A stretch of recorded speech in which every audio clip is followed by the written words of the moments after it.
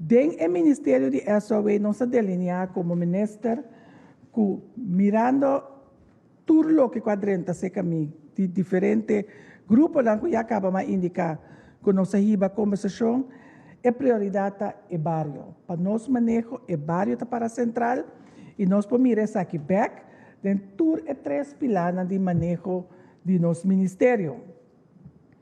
For de ano 2021, SOA ha visitado diferentes barrios.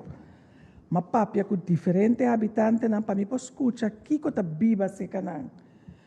Então, com informação aqui, nós abai, nós traga, então nós abinco o ponto de saída, que SOA, su manejo, também dirigir o barrio, então nós projeto nós a trariba e poner em line com a visão que o barrio está para a central.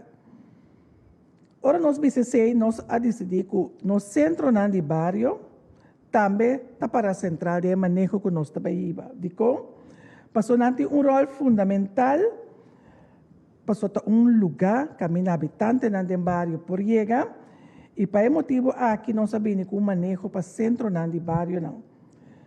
Maneira nós tudo acorda na ano 2012, o governo alanta a fundação para estimular educação e formação do barrio. Maneira nós chamamos SEFBA.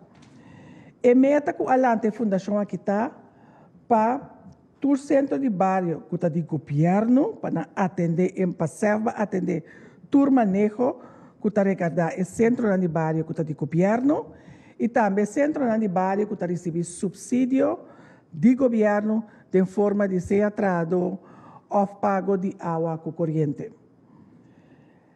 Depois, a passar a responsabilidade ministerial de SEFBA foi do Ministério de Enseñanza para o Ministério de SOA. Passou no momento que alanta o Instituto, estava atacando do Ministério de Enseñanza.